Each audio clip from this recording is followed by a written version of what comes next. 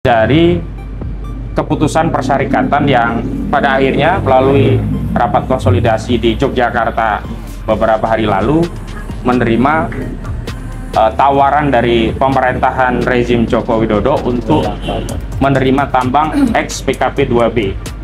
Jadi ex PKP 2B itu adalah tambang ex WUPK ya, wilayah izin usaha penambang khusus yang masa perjanjiannya habis ya. PKP 2B itu kan perjanjian pengelolaan pertambangan batu bara yang ada di Kalimantan. Menurut penelusuran yang akan dikasih itu adalah ex Arutmin, PT Arutmin, ada juga ex Kideko, kemudian juga ex Adaro, termasuk ex Kaltim Rimakul. Itu ya KPC ya. Ini punyanya grupnya Erick Thohir ada, Abu Rizal Bakri ada, dan yang lainnya begitu. Ya, ada 5 dan katanya juga ada ex Beraukul. Nah, ini belum saya konfirmasi. Menurut penuturan Bang Mauran Batubara di dalam tulisannya juga ex PKP 2B yang sudah habis punya Beraukul. Jadi ini adalah wilayah penambangan yang sudah mengalami pencuitan karena sudah ditambang bertahun-tahun. Nah, ini tidak dilanjutkan kepada perusahaan tadi, tapi diambil oleh pemerintah dan kemudian dikasih kepada ormas. Sampai hari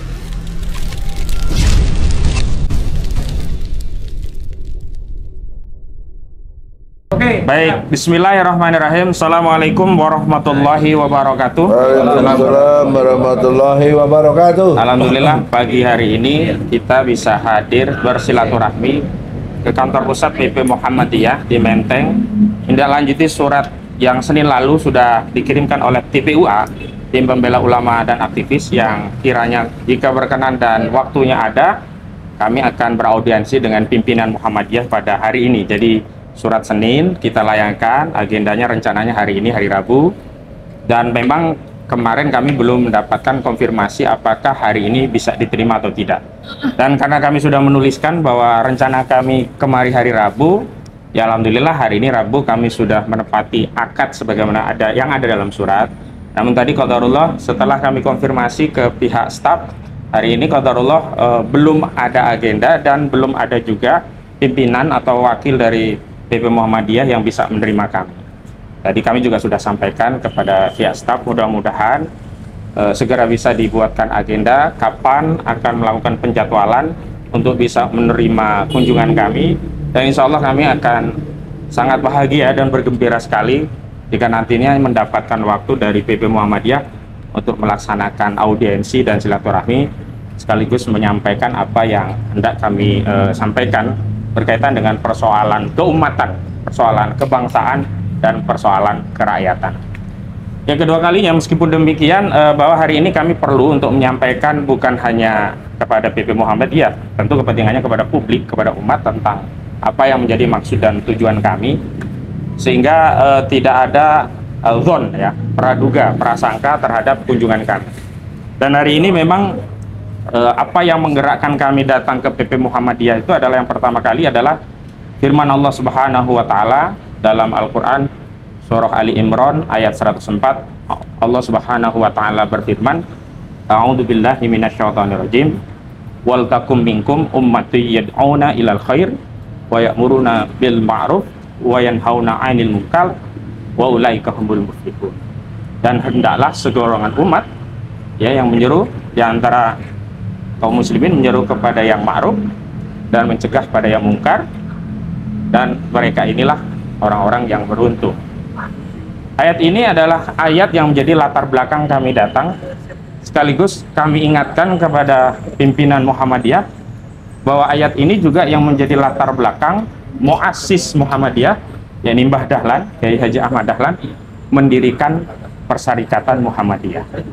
Jadi fungsi, tugas, dan tanggung jawab persyarikatan itu adalah untuk dakwah amar ma'ruf nahi mungkar gitu. Yang kedua kalinya kami datang juga atas motif wasiat dari baginda Nabi kita, Nabi Muhammad Shallallahu Alaihi Wasallam, ya, yang beliau bersabda, ad-dinu nasihatu lillahi wali rasulihi wali a'immatil muslimina wa ammatihim. Jadi Rasul tegaskan bahwa ad-din, agama itu adalah nasihat. Bahkan secara metafora disebutkan nasihat itu bukan hanya untuk kita, tapi lillahi, bagi Allah. wali rasulihi, bagi rasulnya. Padahal Allah tidak mungkin butuh nasihat, tapi karena pentingnya nasihat secara hiperbolis, secara metafora, nasihat itu ditujukan juga kepada Allah, rasulnya, wali a'immatil muslimin, kepada para pemimpin kaum muslimin, ya, petinggi-petinggi kaum muslimin, ulama-ulama, termasuk penguasa, wa ammatin, dan seluruh manusia. Jadi seluruh manusia itu butuh nasihat. Dua hal itu yang melatar belakangi. Lalu apa yang ingin kami sampaikan pada kesempatan hari ini? Ini tidak lepas dari keputusan persyarikatan yang pada akhirnya melalui rapat konsolidasi di Yogyakarta beberapa hari lalu menerima tawaran dari pemerintahan rezim Joko Widodo untuk menerima tambang ex PKP 2B. Jadi ex PKP 2B itu adalah tambang ex WUPK, ya, wilayah izin usaha penambang khusus, yang masa perjanjiannya habis, ya. PKP 2B itu kan perjanjian pengelolaan pertambangan batu bara yang ada di Kalimantan. Menurut penelusuran yang akan dikasih itu adalah ex Arutmin, PT Arutmin, ada juga ex Kideko, kemudian juga ex Adaro, termasuk ex Kaltim Primakul. Itu ya KPC, ya. Ini punyanya grupnya Erick Thohir ada, Abu Rizal Bakri ada, dan yang lainnya begitu, ya. Ya, ada 5, dan katanya juga ada ex Beraukul. Nah, ini belum saya konfirmasi. Menurut penuturan Bang Mauran Batubara di dalam tulisannya juga ex PKP 2B yang sudah habis punya Beraukul. Jadi ini adalah wilayah penambangan yang sudah mengalami penciutan karena sudah ditambang bertahun-tahun. Nah, ini tidak dilanjutkan kepada perusahaan tadi, tapi diambil oleh pemerintah dan kemudian dikasih kepada ormas. Sampai hari ini yang kami dapatkan informasinya sudah 3 ormas. Pertama tentu saja PBNU, pengurus besar Nahdlatul Ulama, menyusul Muhammadiyah, dan terakhir Persis, Persatuan Islam juga mengkonfirmasi menerima tambang mengelola tambang ini. Nah, yang perlu kami sampaikan adalah bukan soal apakah tambang itu merusak lingkungan atau tidak, walaupun itu hal yang penting untuk kita bahas. Bukan soal tentang pemerataan ekonomi, walaupun itu memang fungsi daripada manfaat kekayaan alam itu untuk ekonomi, untuk pemerataan masyarakat, untuk masyarakat. Tetapi pertama yang ingin kami nasihatkan adalah bahwa status tambang itu adalah milik umum, sehingga tidak boleh individu, swasta, korporasi, baik lokal, domestik, asing maupun asing, termasuk juga ormas, itu mengelola tambang, nggak boleh. Siapa yang punya wewenang untuk mengelola tambang yang kategorinya al-milkiyatul ammah atau milik umum, itu harus negara, ya. Harus negara. Kenapa? Karena hanya negara yang mewakili rakyat mengelola barang-barang milik rakyat tadi, ya, yang kemudian barang-barang milik rakyat tadi dikembalikan manfaatnya kepada rakyat untuk memenuhi hajat rakyat, ya. Jadi sederhananya harusnya ini yang mengelola BUMN, ya, jadi pemasukan APBN, dan dari APBN baru disalurkan kepada rakyat. Bisa untuk subsidi kesehatan, pendidikan, subsidi energi, misalkan BBM, subsidi pangan, misalnya untuk makan siang gratisnya Pak Prabowo misalnya. Jadi di situ, kalau ini hanya dikelola korporasi, yang dapat manfaat hanya korporasi. Kalau yang dikelola ormas, yang dapat manfaat hanya ormas dan warganya. Sementara ormas yang tidak dapat izin tambang ini nggak kebagian manfaat dari tambang ini. Gitu. Dalilnya apa? Dalilnya adalah yang pertama hadis dari riwayat Imam Abu Daud. Rasulullah bersabda, al-muslimuna suraka'u fi salasi fil ma' wal kala wan nar. Jadi umat Islam, kaum muslimin berserikat pada 3 hal. Fil ma', air, wal kala, padang gembalaan termasuk di dalamnya hutan, wan nar, api. Api yang dimaksud itu adalah sumber energi. Kalau zaman dulu adalah kayu bakar. Minyak. Kalau hari ini ya termasuk minyak, termasuk batu bara yang bisa menghasilkan energi. Nah, PKP 2B ini kan batu bara, jadi tidak semua tambang sebenarnya yang ditawarkan ke ormas, itu khusus batu bara yang sudah habis perjanjian masa kerjanya, ya. Nah, kenapa An-Nar itu termasuk di dalamnya batu bara? Karena realitas energi dulu kan kayu bakar. Kalau hari ini orang memasak tidak hanya pakai kayu bakar, pakai gas, pakai batu bara, sehingga tambang gas, tambang minyak, tambang batu bara itu termasuk milik umum, milik bareng-bareng. Yang ngelola harus negara. Tidak boleh individu, korporasi, swasta, asing, termasuk mohon maaf ormas juga tidak boleh.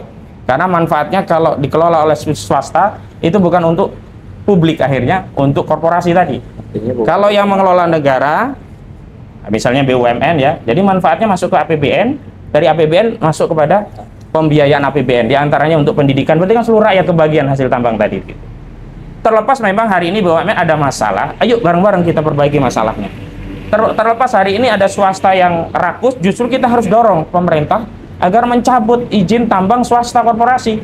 Saya tegaskan dalam forum ini, mohon maaf, saya sampaikan kepada Pak Abu Rizal Bakri, kepada Haji Isam yang tentu saja muslim, termasuk non-muslim ya, Luhut Binsar Panjaitan yang punya batu bara juga itu ya. Mereka ini tidak sah secara Islam mengelola tambang batu bara. Batu bara itu Allah yang menciptakan. Sehingga ngelola tambang batu bara harus sesuai ketentuan Allah. Sementara Allah mengutus Rasulullah.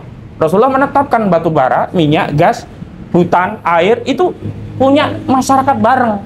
Jadi yang ngelola tidak boleh korporasi, tidak boleh Luhut Binsar Panjaitan, tidak boleh Haji Isam, tidak boleh Abu Rizal Bakri, termasuk tidak boleh ormas. Harus negara, masuk APBN, didistribusikan kepada seluruh rakyat selaku pemiliknya, karena tambang itu hakikatnya milik rakyat, milik umat. Jadi ini yang semestinya harus dinasehatkan kepada pemerintah, bukan bagi-bagi lahan tambang, tapi harusnya pemerintah mengambil alih tambang-tambang yang masih dikuasai swasta, korporasi, dan asing untuk dikelola oleh negara, manfaatnya untuk APBN, sehingga tidak perlu mengambil pajak. Kasihan rakyat dipajaki terus, sementara kekayaan kita diserahkan kepada swasta asing. Yang kedua, yang sudah habis itu kan tidak perlu menarik paksa dari swasta. Kalau dari swasta sudah habis, PKP 2B sudah habis, ya sudah diserahkan kepada BUMN. Bisa ya, yang sudah nambang hari ini misalkan bisa PT Bukit Asam, atau dibentuk BUMN baru.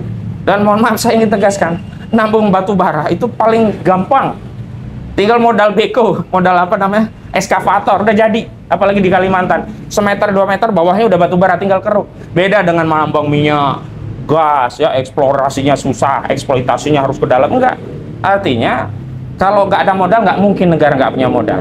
Yang dikorupsi 270 triliun aja bisa, berarti kan modal negara banyak. Dikorupsi aja banyak begitu, apalagi untuk memodalin tambang ini. Nah, jadi yang paling penting adalah ini milik rakyat, milik umat, tidak bisa dikelola oleh swasta asing atau termasuk ormas, harus dikelola negara.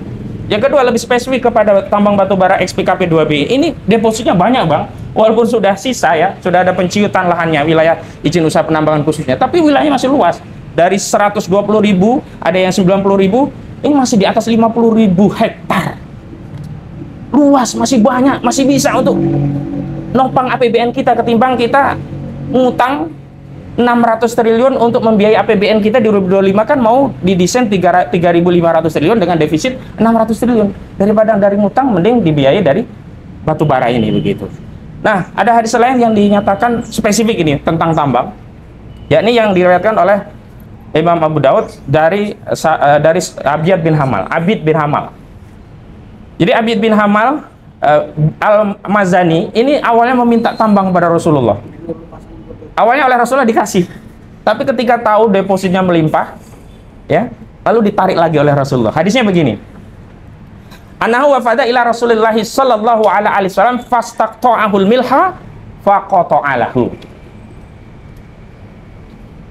Wafada ila Rasulullah sallallahu alaihi wasallam anahu fastaqta'ahul milha faqata'alahu fa anna awala qala rajulu minal majlisi atadri ma qata'talahu inna ma qata'talahu ma'al id. Jadi Abjad bin Hamal itu meminta tambang garam kepada Rasulullah, tanpa pikir panjang oleh Rasulullah dikasih. Tapi tiba-tiba ada seorang laki-laki bilang kepada Rasulullah, "Ya Rasulullah, Anda tahu, engkau tahu apa yang telah engkau berikan kepada Abjad bin Hamal? Sehingga engkau telah memberikan sesuatu seperti air yang mengalir." Artinya deposit dari tambang garam ini berikan itu melimpah.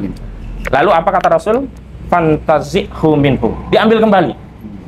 Nah, ini menjadi dasar bahwa tambang dengan deposit melimpah, baik itu garam atau tambang lainnya yang kategori milik umum, itu tidak boleh diberikan kepada individu.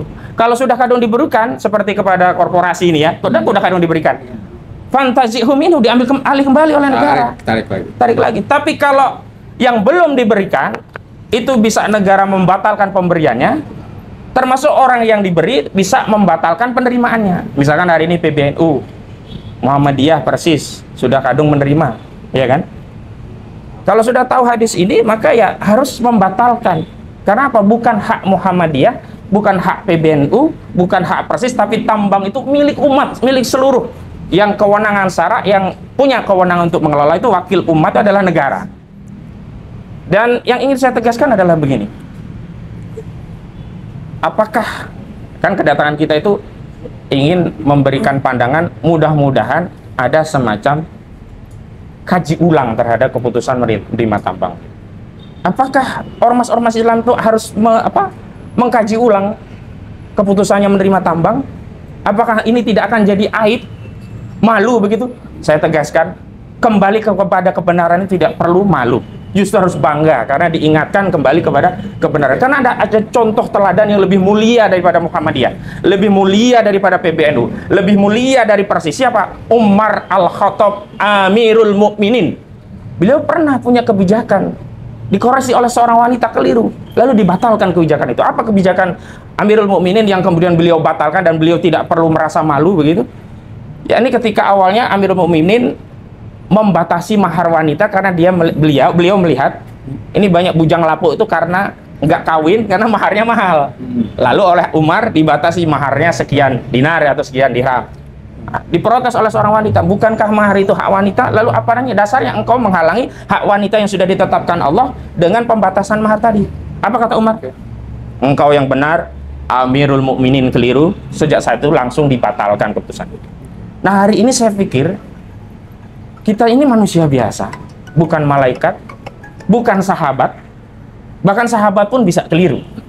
Tetapi yang paling benar, yang paling rojih ketika kita tahu ada masalah, ada kekeliruan, maka kita mengoreksi, dan itu adalah rujuk ilal haq, itu adalah pilihan yang terbaik ketimbang tetap melanjutkan sesuatu yang keliru gitu.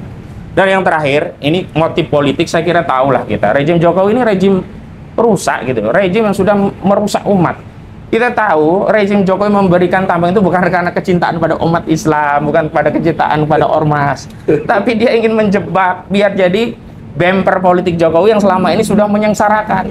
Nah, makanya kenapa kita datang, karena selama ini Muhammadiyah adalah mitra kita dalam dakwah amar ma'ruf nahi munkar.